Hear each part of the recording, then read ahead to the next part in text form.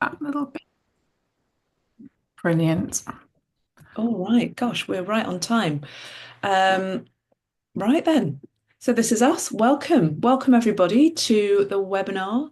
It's Monday, the 14th of October. It's really cold. I don't know if it's cold where you are. So do say hello in the chat box. It's always fantastic to hear from you. We are live on this Monday lunchtime, and we are really happy to be here with you today, talking all about the psychology of weight loss and really helping you on your weight loss journey and this real taking this really holistic view of this journey that we're all on together.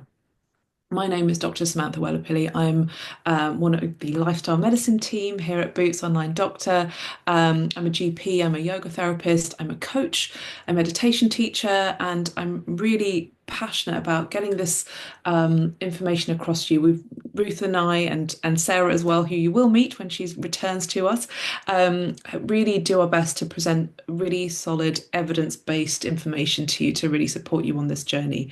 And we're really passionate on sharing this holistic perspective on weight loss. And Ruth is going to say hi herself. Hi, everyone. For those who haven't met me before, I'm Ruth Taylor. I'm a nutritionist with Boots Online Doctor, also a registered nurse and health and wellness coach. And we've been running this lifestyle medicine team now for 3 years, and we absolutely love sharing the latest evidence with you in terms of really supporting you on your weight loss journeys. So we're thrilled to be here. Just to remind you, if you have any medication orientated questions, please direct those to your own medical providers of those medications. We cannot answer those questions, unfortunately, during this webinar, just because it's totally inappropriate. We just can't do the personalised approach to your care in this venue. But if you have any other questions that you would like to bring or that you think of during the webinar, do please pop them into the Q&A box and we will do our absolute best to answer those. We'll take questions at the end of sharing a few slides all around the psychology aspect of weight management. And we really feel that this is a really important topic, don't we, Sam? Yes, absolutely. It's such a crucial aspect of weight loss, and I think we all know that there's a lot of kind of mental and emotional aspects to a journey like this one. So, without further ado, we shall get into the presentation. Yeah, just to say, we've also got Janie here. So thank you, Janie, helping us in the background with any links to be shared or any IT problems. So hopefully we'll all be good. Yes, hopefully. Um, she's a very reassuring presence, so that's great. Okay, we let's get cracking.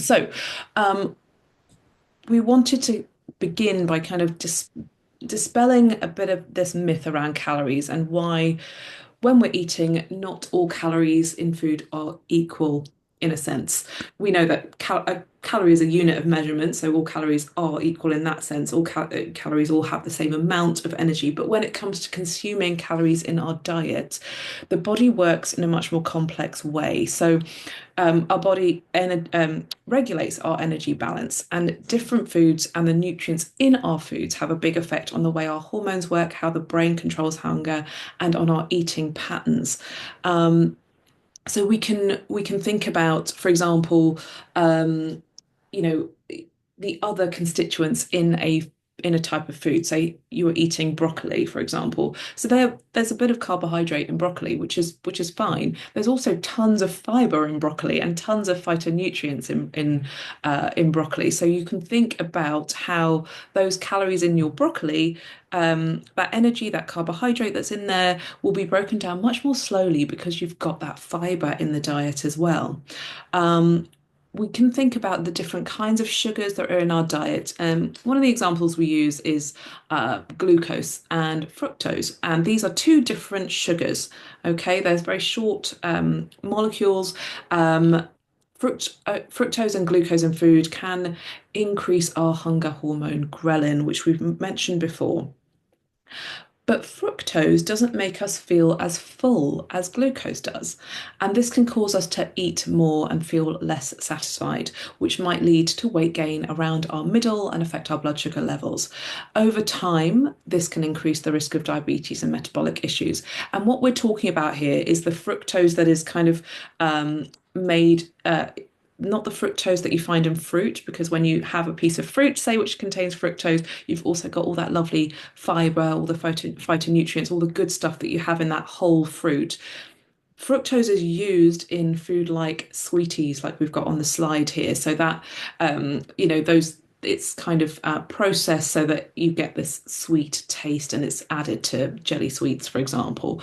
And that is the kind of fructose that we're talking about, that that sweetness, that fructose is processed in a different way and our body responds to it differently than, say, to glucose. Okay. So fructose is often used in those sweet and processed food.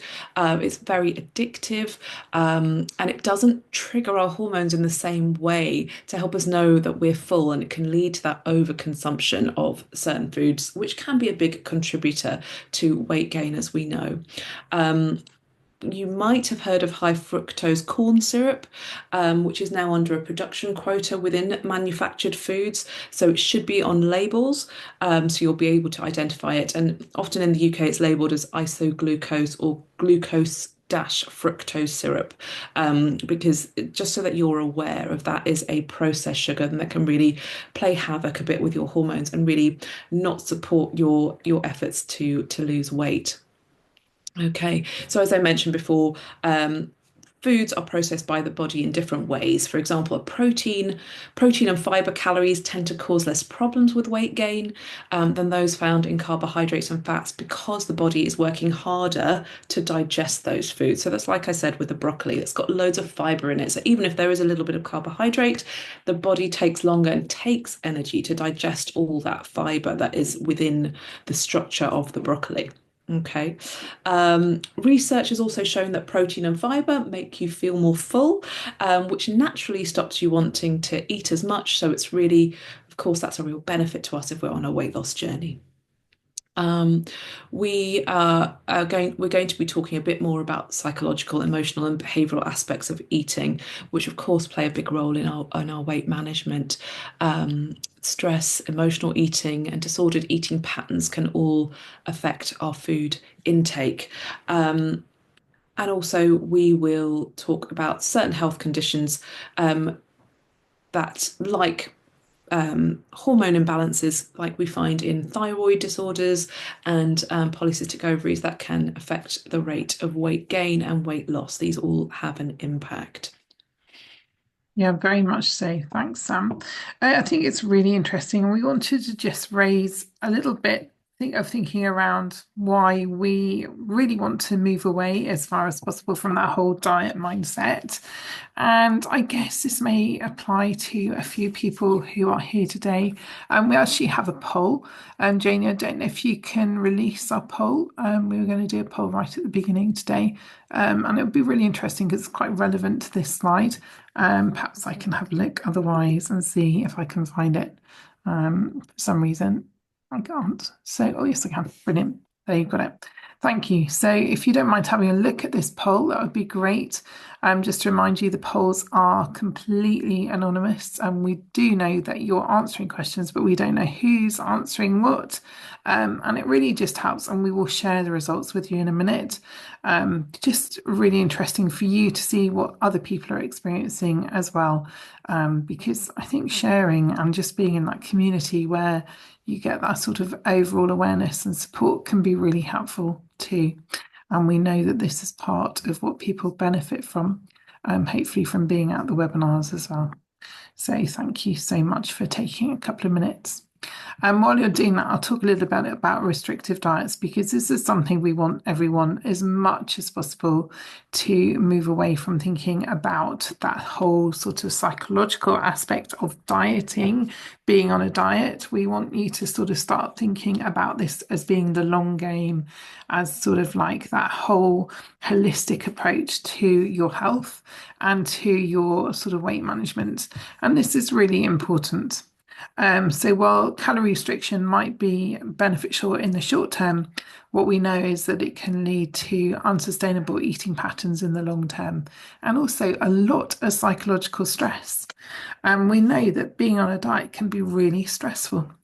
We know that if you're on a diet for a long time, you can suffer with this thing called diet fatigue. And a lot of research is emerging around this that actually, if we are calorie restricting in the long term, we can get physical and mental exhaustion. Isn't that interesting?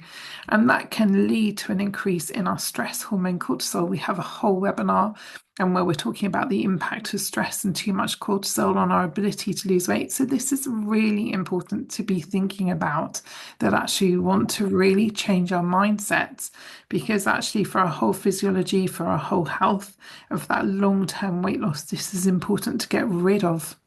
We also know that restrictive diets can be really a triggering element for some people, not for everyone, but for people who perhaps are sort of hinged around being emotionally driven with their food.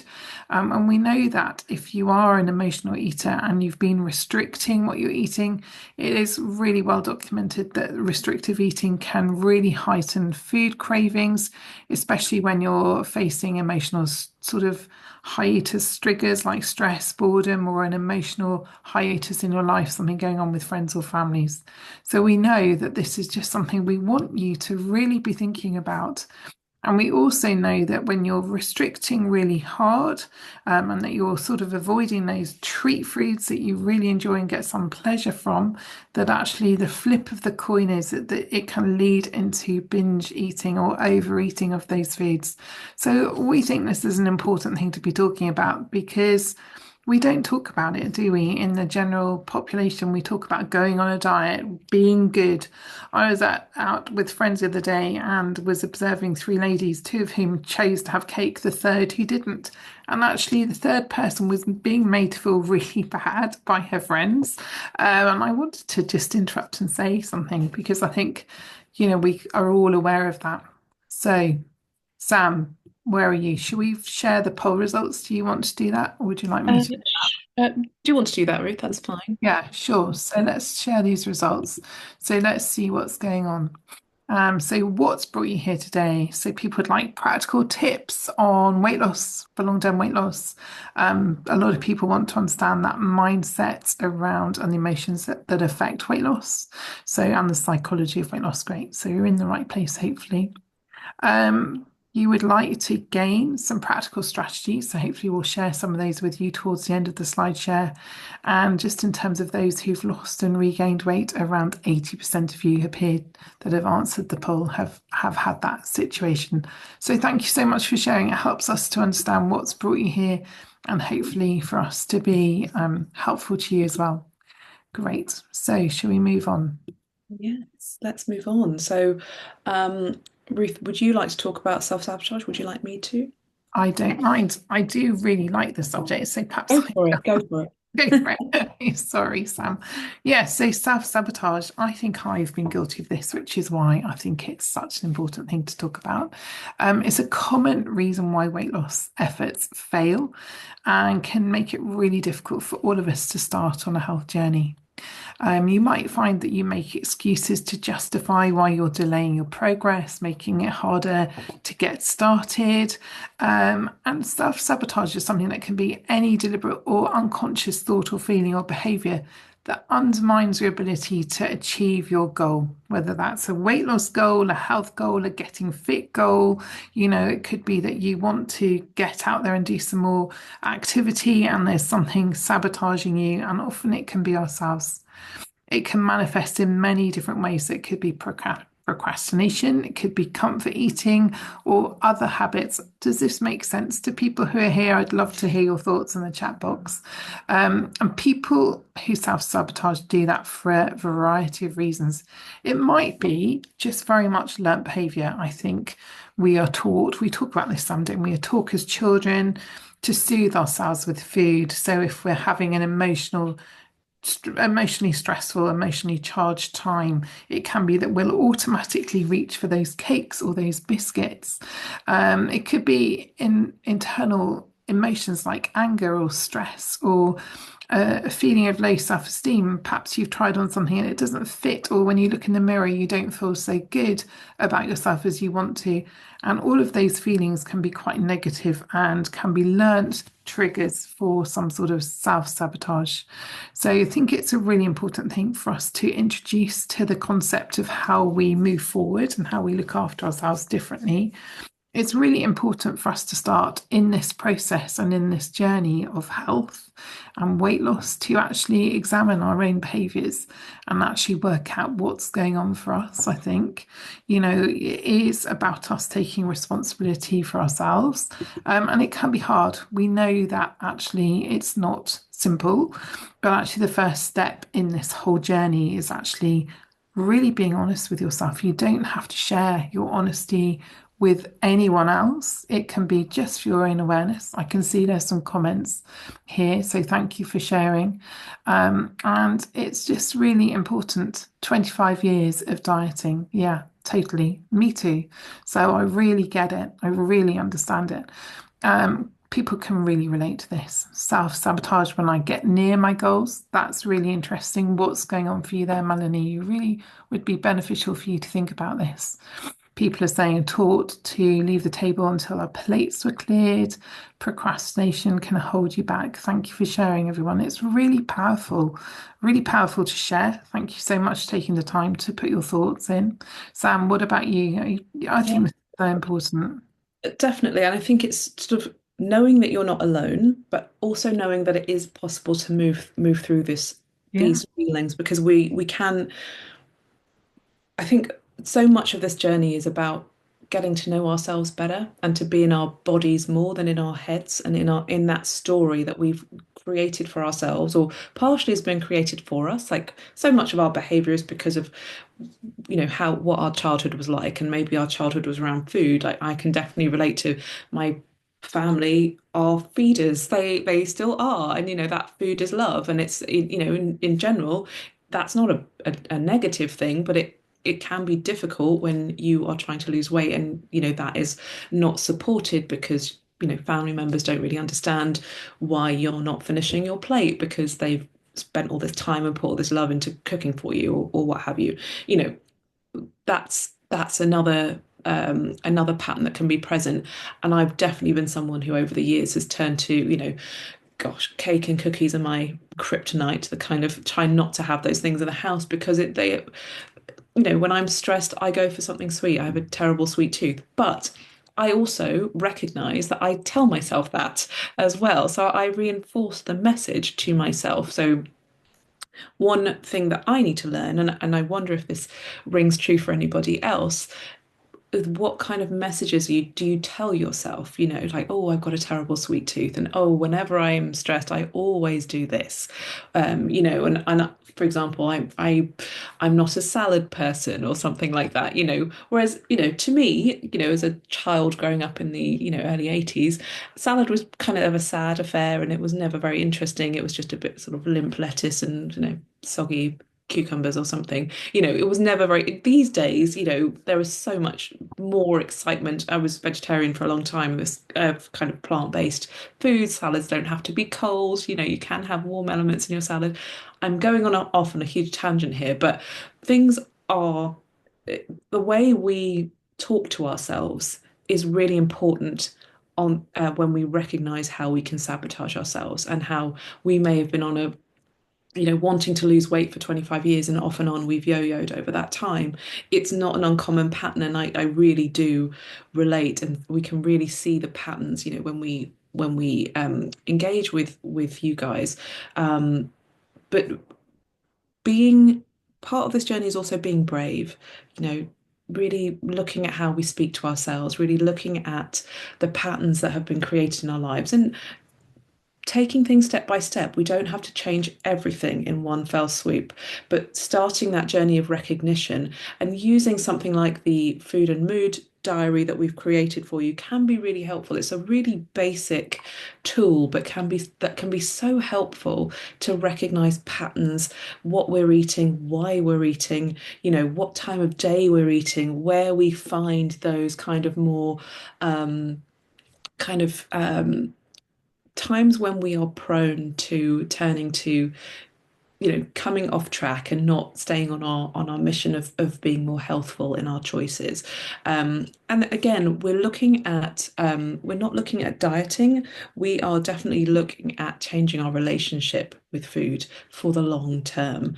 And we also talk a lot about the 80-20 rule. So we're not being uber strict on ourselves for the rest of our lives and feeling like we are restricted and we're in some kind of straitjacket when it comes to the kitchen, the fridge, that kind of thing. We have to really create space for ourselves as well, that we're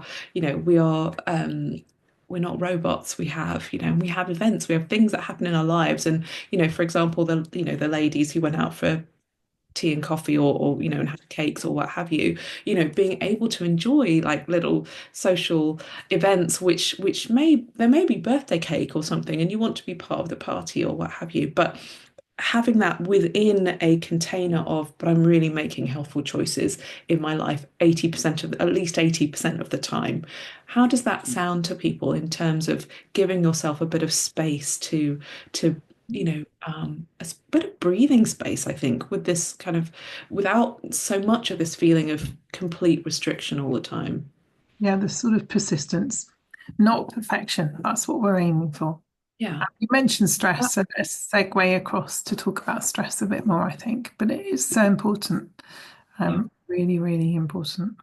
Absolutely. I think that's the next slide, isn't it, Ruth? I can go into that and we will take questions really shortly. There's a Q&A box as well, everybody. If anyone has questions, it's really easy for us to find them in the Q&A box. So if you put them in there, we will aim to get to as many as possible after we've come through. Sorry, Ruth, are we on the next slide? We are. We're good. My view is restricted. Here we go. So yes, as I've sort of we've briefly alluded to, talking about stress and weight loss. So we know that stress is all around us. Lots of things can cause us to feel stressed in our day to day. And this can be emotional stress. This can be physical illness causing a physical stress on the body. It can be physical trauma causing stress in our system. It can be those swings in blood sugar that create stress in our system, in our metabolic system. Um, and what we know is high stress levels have been linked to increased binging, increased binge eating. We know that women who experience chronic stress, this persistent sense of being overwhelmed, with pressure constantly exceeding coping ability, are more likely to engage in emotional eating, which can lead to more of that fat storage and gaining of weight. Okay, afternoon and evening are thought to be particularly high risk periods for binge eating behaviors. Okay, um, and we know that stress can manifest in so many different ways in our lives. And it's basically anything that triggers the release of stress hormones, mainly cortisol, can be considered stress. So this can be the micro stresses we have over the day, like your morning alarm going off, running late for something, having a disagreement with somebody, more significant stresses are those more long-term issues like physical or mental illness. And regardless how the stress shows up, it can negatively impact the body.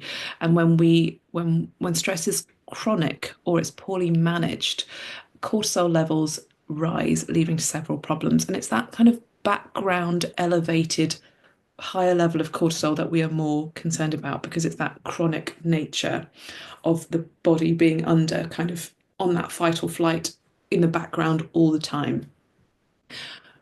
Cortisol rushing around the body increases your blood sugar by stimulating the liver to release stores and produce that glucose. And it's that energy that you have running around, that sort of free energy, that sugar, that fuel, which you need when you're in the fight or flight state. So you're ready to make that move, on that sort of primal level, you're ready to run or you're ready to escape or put up a fight. At the same time, the cortisol inhibits the release of insulin. So that insulin is our hormone that controls our blood sugar, that stores it away for use in the future. Okay. So So basically, you end up with those high levels of sugar in the bloodstream, preparing the body for action. And in the short term, this can lead to weight gain, and particularly around the middle. Okay. Over the long term, that elevated blood sugar, as we know, can lead to the development of prediabetes and diabetes type 2. Um, there's strong evidence that cortisol encourages fat storage around the organs of the abdomen. That's why we get that weight gain around our middle, okay, rather than storing the fat on the hips. And the fat accumulation in the abdomen is particularly concerning because it's associated with an increased risk of heart disease and stroke. Okay, stress also impacts our lifestyle choices. When we're stressed, we often feel tired because our sympathetic nervous system, that fight or flight system, is running in overdrive, and we can be very tired out by that. Okay, so that can lead to us reducing our physical activity. Additionally, we may be so tired that we don't prioritize cooking our healthy meals, and instead opt for convenience foods or fast foods and that ultra processed kind of food that again can increase that background level of core stress in the body because of its ingredients. Um, we want to bring awareness to these issues so that we can make people aware and so that we have a bit of space to plan for those high stress times and develop strategies so we can manage through those times effectively, because we know that we can't cut out all stress from our lives. Like none of us can do that. We have, things happen and life happens, but we can develop strategies to manage what we do when they do occur. Yes, very much so. I wanted to talk on the flip side of the coin is to actually, there's some really great comments in the chat box. I think actually we need to also, this 80/20 is really important. And thinking about pleasure and our connection with food, we've sort of got to a point in which we are constantly bombarded with messages about food and subliminal messages from ourselves and from others and from, just all of the sort of online engagement with different adverts that are sort of flipping around without us even necessarily being aware of it. And I think quite often what we find when we're talking to people is that food can become one of life's main sources of enjoyment. And it sort of can sort of create an over exaggerated focus on the importance of food, which is really interesting. And you might begin to notice that you rely on food. We've talked about this already, but relying on food as your happiness is sort of like something that we all need to really recognize if it's where we're at, and also be thinking about how we perhaps challenge that and change that. But interesting, I looked at food as a pleasure in the research, and what the research told us, which was really interesting, is that actually it's often the first bite of the brownie or the first little spoon of this chocolate mousse that gives us the greatest satisfaction and the greatest pleasure. And that will be the biggest amount of pleasure compared to eating the whole of that brownie or the whole of the mousse. So I guess actually we need to really start thinking about portion sizes. So perhaps we can have these little pleasure snacks, but we need to be thinking about how much. We're also working against the tide here because so many of these sort of foods are often on the buy two for one aisle, or, we tend to think when we go to a restaurant, we want to get the maximum value for money. So we'll go for the larger portion because it's better value overall. I guess it's also about challenging where that value is. Is it in the cost effectiveness, or is the value more about actually eating a way that sustains our health? So if we had the smaller portion and we really enjoyed it and we got an absolute intense happiness from that, and did a treat very mindfully that helped us to feel in control, would that be actually a bigger pleasure? And actually, we need to start thinking about, is food something that's dominating our thoughts? How can we shift our focus to focusing on other factors that bring pleasure into life? And we're going to talk a little bit now about mindful eating because I think this is a really important element of how we start making those shifts. So hopefully this will be helpful. But I find that really interesting, and I've started trying to engage with that myself, thinking about, where is this pleasure seeking coming from? If you're eating a whole bar of chocolate, when does it just become a habit to eat the rest of it rather than the first couple of chunks, which are really ultimately yummy? It's just really interesting, isn't it? Absolutely.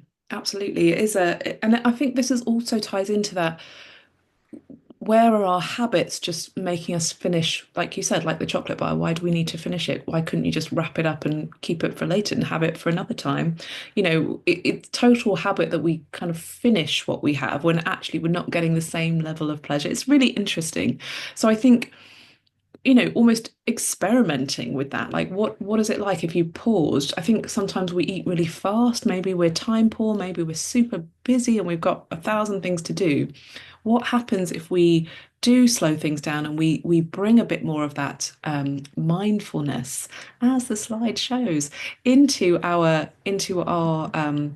meal times, and really looking at paying attention in a purposeful way to what we're doing. So this mindfulness, I think we've likely all heard of.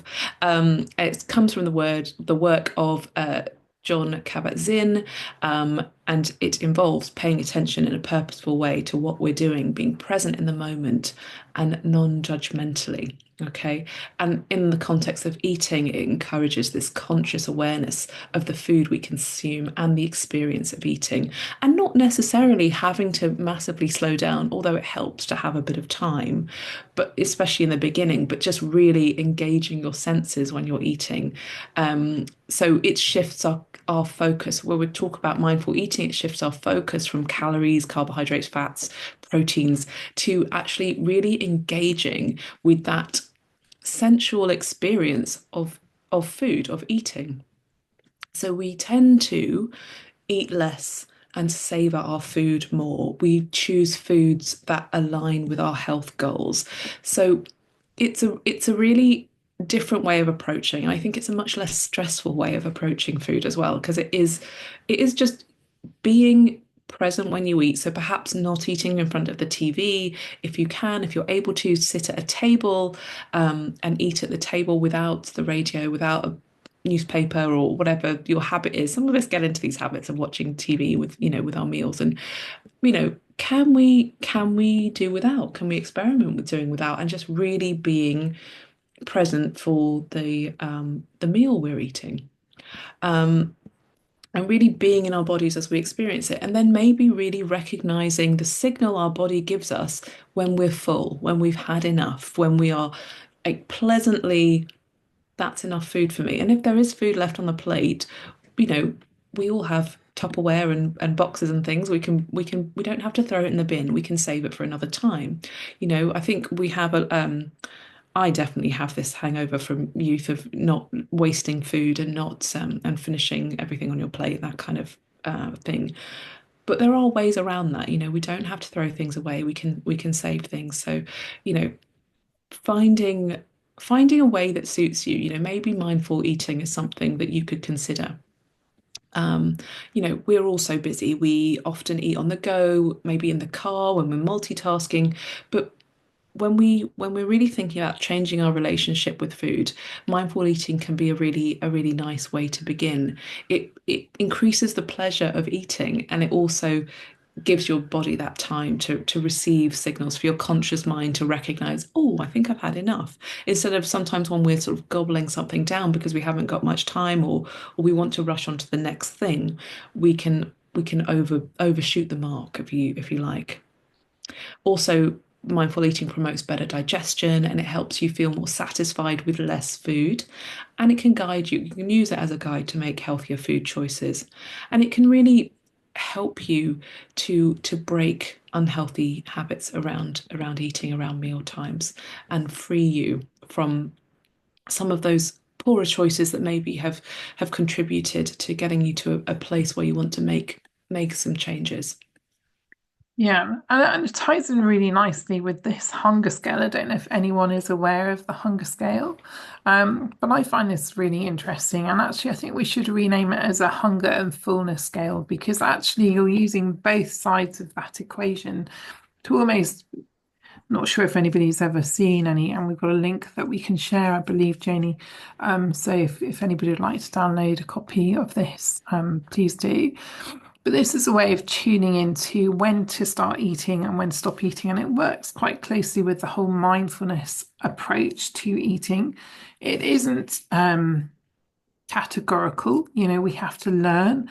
And sometimes, when you have a lot of insulin circulating, you can find it really hard to know what your real appetite is. So sometimes initially you have to just work with rules and actually just learning what would be a healthy portion rather than relying, excuse me, wholeheartedly on hunger.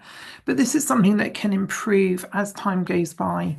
And what we would recommend is that you use this scale as a way of gauging your hunger before you even start to eat. Ideally, sort of thinking about starting to eat when you're moderately hungry rather than starving hungry. So around 2 on the scale, and avoid waiting until you're completely ravenous because when we're ravenous, we sort of lose control of how much to eat, and we can find ourselves almost overeating to compensate for that absolute intense hunger. So we want to avoid overeating as much as we can.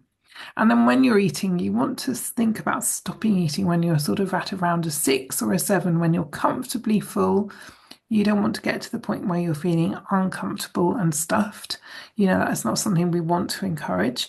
We want to really be thinking about how long it takes to feel full. So it can take about 20 minutes for your brain to register a level of satiety, a level of fullness. And if your hunger hormones are imbalanced, then you might not get those signals. You're going to have to retrain and relearn those. So it's sort of a question of just taking time and really starting to tune into what your body is telling you. You may just have to really rely on other triggering factors. Ideally, when you eat, you want to eat enough that you feel satisfied for 4 or 5 hours. So, what we want you to do is to fill your plates in such a way that actually you feel really satisfied, that you've got a really good sort of like overall the foods that you've eaten sort of come together in a way that you feel comfortably full, that you're creating health with your food that you eat, and that you're sort of really just feeding your health. So have a look at the core eating plan. That's a great way of doing that if this is something that's not familiar to you. And there's a pre-recording, I think, on YouTube as well, and also our 10-week weight loss course. All of those resources are there really to help you get your heads around what healthy eating might be. We also know if you're overeating, it can really impact our stress and our sleep. So these are really important. And also think about the circadian rhythm. We'll talk about this in a different webinar, but it's really important to be thinking about when we're eating. Obviously, if you're someone like Sam and I have been in the past and you're working shifts, this can be a little bit more challenging. But it is doable. And actually, the recommendation is if you're working shifts, that you almost keep those same patterns of eating, just maybe adjust them around your working day. But this can be really helpful. And using this hunger scale may work for some of you, may not work for all of you. Yeah. And then we wanted to just go on and talk a little bit about willpower because I think we hear this a lot, and I don't know if this makes sense to people here, but we almost over rely on willpower to be the thing that gets us through this whole sort of like mindset of being on a diet, being healthy, getting fit, being a little bit more active. But actually, looking at the research, willpower really isn't the thing that is going to sustain us. We need motivation. And we also need to recognize that at the beginning of the day, we have sort of almost like a set amount of willpower. So every time we make a decision, we use a little bit of that willpower up. So you almost like think you've got a bucket of willpower, and every decision you have to make, you're going to use some of that. So if you have particularly stressful or busy days, that could mean that you end up with zero willpower left at the end of the day. And I often talk to people who make these great starts on a Monday morning, but even by 4 or 5 o'clock on a Monday afternoon, the willpower's gone. And they just can't manage to get through the rest of the day without having something that was an unplanned, less healthy snack, or maybe overeating those cookies or donuts that are sitting around in the office. So I think we need to bin our concept of willpower.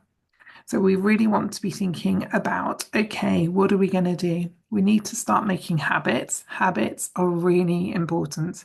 If we make habits, if we set ourselves up for, success with making new habits. So it could be that you create reminders for yourself, that you set up your day, you have a plan for your meals, you've got the food ready in your fridge that you know you can grab and eat when you're really tired after a busy day. And really, just try very much to move away from those foods which are just going to stimulate more appetite, bring in that sort of just mindful awareness. And this isn't something that's going to happen overnight.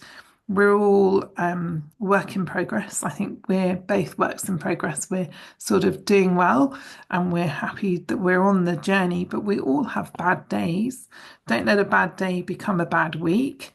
And don't over rely on that willpower. Just really get those habits in place. We have a whole webinar on making healthy habits, don't we, Sam? And I We do. think, just finally, those ultra processed foods, the ones that we can sometimes grab when we're really up against it, they may not help with this whole willpower at all.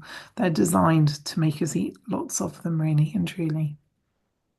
Absolutely, Yeah. absolutely. I'm going to whiz, I recognize the time. I'm going to try and whiz through the next few, which are really, really crucial and really for the whole of your weight loss journey and anything that you want to change in your life.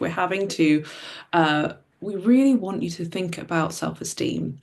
And I kind of alluded to it earlier that, the way we talk to ourselves, the things that we tell ourselves, because if we have a sort of running commentary in our minds, if it's kind of negative and criticizing and unkind, it really can make our lives really difficult. And that can be a process to unpack that critical voice and turn the volume down on it and start really congratulating yourselves and celebrating yourself when things do go according to plan, which of course they will. There will be blips, but we remember the 80/20 rule and we really want to be conscious of that there is wiggle room. There is definitely wiggle room, that the process of changing in this way takes time and we have to give ourselves that time. We really want to bring in this kind of self-care, this feeling of your worth, all the effort that is going on in this journey. There are lots of ingredients that we're putting into the mix, and everything doesn't have to be done at once. We take everything step by step and we're kind to ourselves on the way, because without that, it just becomes, the journey does become very difficult if we are critical of ourselves. I think we all have a habit, we're bombarded with different messages all the time from social media, the media, all the rest of it. But being in that embodied state, being with ourselves, and we're we are with ourselves all the time. We can be our greatest cheerleader or, our biggest critic. We get to choose, right? So I think that's really important to have in our minds, that we can really be our greatest ally or our worst enemy on this journey. And we can be really forgiving of ourselves on this journey as well, because it is a step-by-step process, and it will get easier as you start to see change, as you start to see areas in your life changing. Maybe it's energy, maybe it's mood, maybe it is that you can fit into some clothing that you haven't worn in a while. Things will change as time progresses.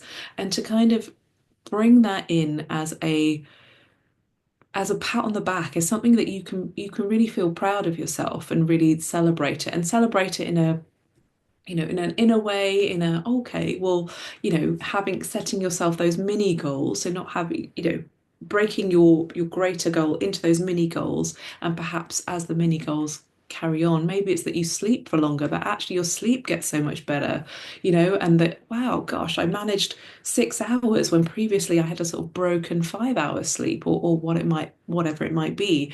There are these other goals. We talk about weight loss because of course this is all about losing weight, but there are other things that change along the way. And it's sort of recognizing those holistic things that we want to really um, get all up to a level that we're happy with, and whether that is sleep, whether that is, working with our own self-talk, whether that is our mood is changing, maybe our energy levels are changing. So just sometimes keeping a journal or keeping some kind of record of how things are changing, how you're feeling as this goes on, and it can just be for you. It doesn't need to involve anybody else. You might have some accountability partner or someone who's also on a weight loss journey with you, and perhaps that's someone that you can share with. But it's not necessary, as long as you're engaging with the process and noticing the changes, because sometimes we need to just stop and notice what has changed, over if we've been on the journey for a couple of months, say, or 6 weeks or what have you, just noticing the difference between now and then and celebrating, like, you know what? I have stopped buying chocolate bars at the checkout on the way, out the supermarket. And I would always do that because I just kind of been standing there, be a bit bored, and then start getting a bit stressed or what have you, and reach out for that comfort, whereas actually I don't do that anymore because I know I don't need to, or because I'm handling my stress differently, or because I've developed a different habit that's just not my habit anymore. So um, scheduling time for you, letting go of that critical voice. And I love this one, like do one thing every day that you feel proud of and celebrate you. So that's really important. Um, if we move on, Ruth, I realise that we haven't got much time for questions. Yeah, we Oh, can this, probably run over by 5 minutes, but yeah, most people may have to go. So we wanted you to think about, I'm going to very quick, I'm going to whizzle through this. Think about creating a self-care basket. Now that is really whatever inspires you. What makes you happy? Is it painting your nails, calling a friend, make some little post-it notes for yourself, little reminders of what to do when you're reaching for that snack, what you could do instead? Could it be going for a 10-minute walk around the block? Could it be doing some press-ups against the wall?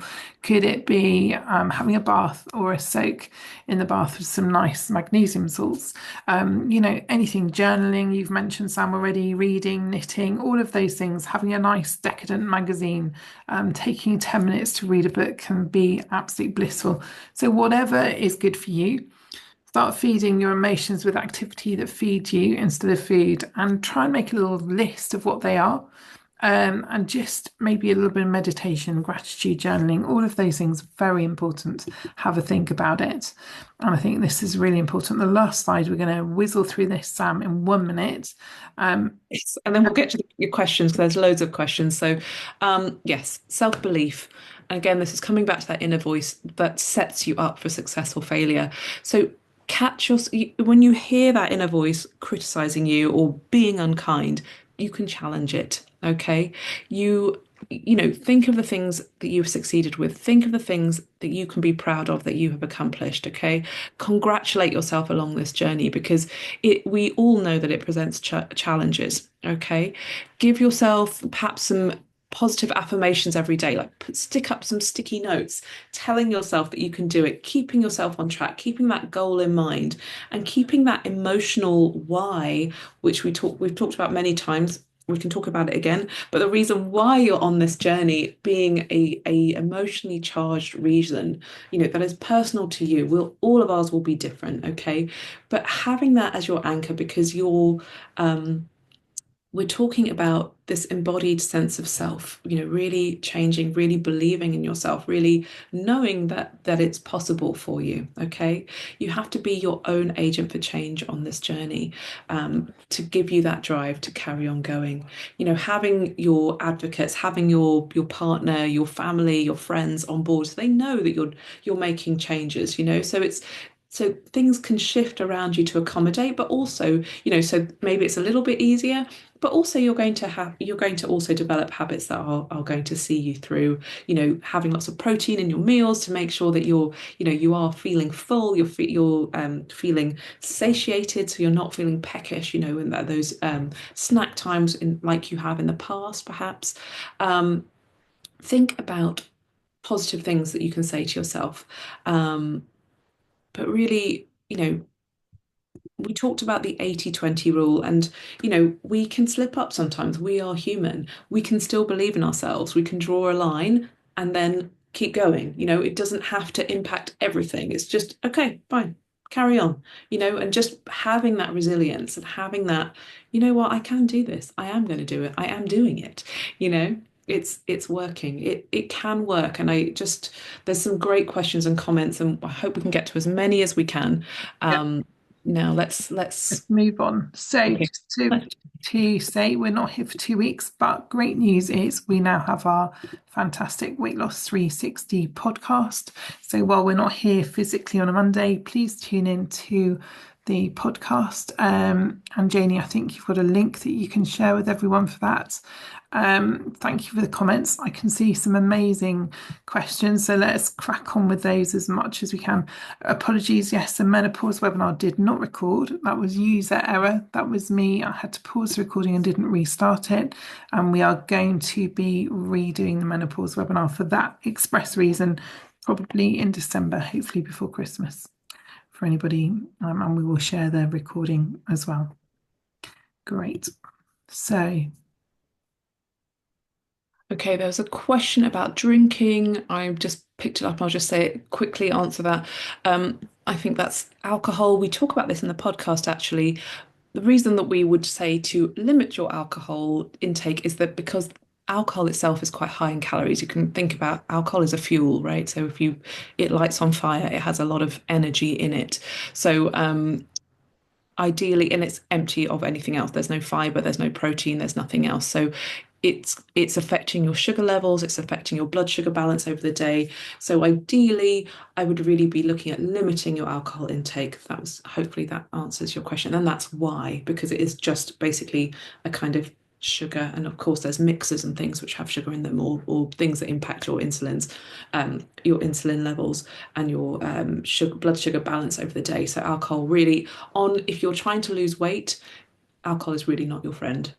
But of course, we have celebrations, and you want to have that, celebratory drink with someone at their wedding, or, of course, again, we think 80-20, if 80% of the time you're really making those healthful choices towards your goals, and 20% of the time you have that wiggle room to still enjoy the birthday, enjoy the party, and enjoy yourself as, and being sensible on those days, and just to so that you're not feeling completely in that straitjacket and unable to enjoy anything, because I know it can feel very restrictive. okay, I'm going to pick up a question about somebody who's saying they have insatiable hunger in their heads. They're really conscious that they're being told by the head to eat, even when they've had a big meal. They're then craving and looking for more food afterwards.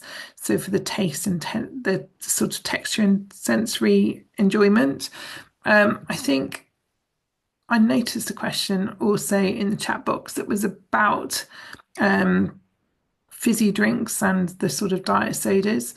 So I was thinking actually that sort of goes hand in hand. I think it's not only what we eat, it's what we drink. We want you to learn to eat in a way that really is going to sustain your energy. And I think also if you're in your head and you've got these cravings going on in your head, you almost need to just learn to calm them down and to ignore them. That sounds overly simplistic, and I really know that it isn't. Make sure you've really nailed your protein. You want that zero point 0.8 grams of protein per kilogram of body weight, up to a gram of protein per kilo of body weight. You can go a little bit higher if you need to. Really helps with satiety, gives you that absolute fullness. I think when you're in that state, you almost just need to put in, right, I've finished eating. The next time I'm going to eat is very much going to be in 4 hours' time. Okay. If I'm hungry or anything in between, maybe I'm actually thirsty, so I'm going to drink water, and almost just, give yourself a litre of water, 3/4 of a litre of water to drink a couple of times a day, so that you're making sure that you're adequately nourishing your thirst as well, which can really help in terms of that whole hormone balance and hunger. Sometimes when you're insulin resistant, it can be really hard to get over this cycle. But the more you just eat those really well put together plates of food with lots of vegetables and protein, can really make a difference and get those healthy fats in as well. Have a look at the core eating plan, have a look at the webinar on how to eat and what to eat. And there are a couple of webinars around food specifically, and they're on the YouTube link. So you could do recent editions of those if you wanted to. See how that gets on because it's a very complex situation that you're in. And it looks like you're having a lot of psychological support too. You can turn this around. Honestly, it isn't going to be an overnight fix, but it is turnaroundable. And I think we forget. And also, maybe stop telling yourself you can't. Sam, you're really good with this, but I think the message, you're seeing a lot of messages about what people think about themselves. I can't do this. I always do that. I always snack. I always, the more we tell ourselves that that is our behavior, the more that our behavior is going to reflect the messages we give ourselves. So you change the message. I can. I'm not going to eat between meals. I'm not snacking. I'm not going to do this. Yeah, and I can do it. I will do this. This is achievable for me. And I think everybody heard me at the beginning. I said it myself. I've got a sweet tooth. I blah blah blah. It's a self-fulfilling prophecy for me. I know it. I know. I've told myself that for 40 years, and therefore I have a sweet tooth. I can undo that. I don't have to have a sweet tooth. And as we talk about on the podcast, in the webinars, we can retrain our taste buds. We come into the world with a blank slate. We're not programmed to always, genetically I have a sweet tooth. It's not that. It's I have programmed myself to have that preference for sweet things. But I can unprogram it too. I can change my palate and you can, we all can, we can change the story that we have told ourselves for decades, okay? It will not be overnight, but that is okay. Be your biggest cheerleader. That is such, thank you, Deb, for reiterating that for me in the comments as well. Like you can choose to be that. And sometimes I think perhaps it's not very British to be your biggest cheerleader, but you're doing it inside your head, so that's okay. I think we can be a little bit self-deprecating, our us Brits, and I think we have to get a grip on that a little bit because it can not do us any favors if we are hard on ourselves and are hard on ourselves on the inside and allow ourselves to say it out loud like I did. That I'm always like this, I'm never like that, and I will, I've always been this way, and those people who always make the right choice and I always make the wrong choice, or what have you. We can have this soundtrack in our minds that really doesn't help anybody. So just catching yourself, and it's just begin really slowly, and just with the last person about the insatiableness, mindfulness can be really helpful too. Just sort of being dropping from the head into the body and just being, even nothing to do with eating, just when you're sat on the sofa, like really feeling your body, the weight of your body on the sofa, the material, the contact points, just so that you're not in that whirring mind of thoughts. Sometimes it can just be a bit of a pattern break coming out of difficult, repetitive patterns of thought. There's quite a few questions here about stress, managing foods to lower cortisol, supplements to reduce cortisol, and how do we stop it building up? So I think it is about mindfulness, being calm, taking time out, some self-care, all of those things. Stress is unfortunately part and parcel of life. Eating in a way where you balance your blood sugar and you balance your insulin response can really help to reduce cortisol. So, following the core plan, we keep harping on about the core plan, but honestly and truly, actually, it's done for a reason. We've created it because we know it can create that balance. So, if you follow it, it can potentially help you. Things like passion flower tea, very calming, chamomile tea, again, very calming. If you wake up in that sort of like feeling quite agitated, have a cup of chamomile tea.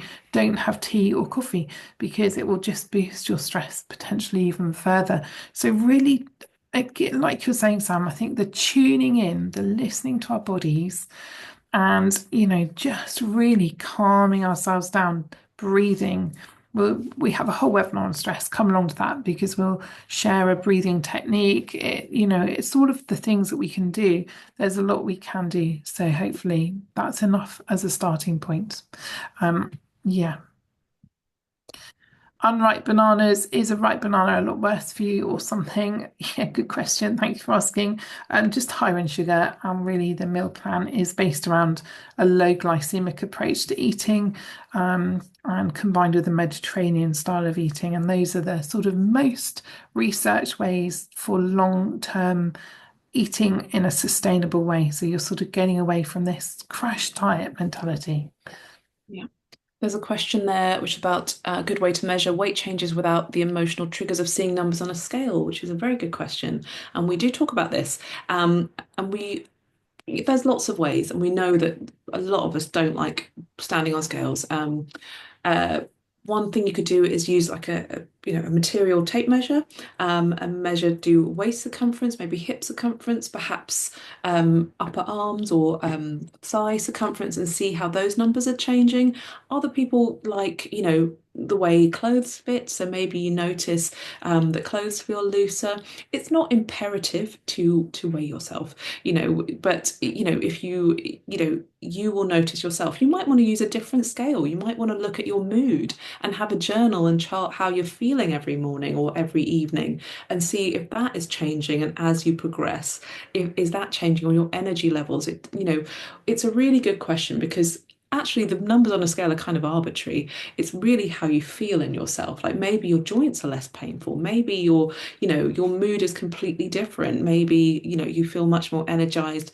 You're able to do more things because you have more energy, or you're sleeping better. There are lots of ways to track changes which aren't necessarily weight loss per se, but are related. Yeah. Somebody's asking about making habits, but almost being scared of making new habits because they are worried they're not going to be able to maintain them and then they're going to beat themselves up. And I think, obstacles are part and parcel of our life. And maybe actually acting as your own best friend is really important. What would you say to your best friend if they had got veered off course just because life had got in the way?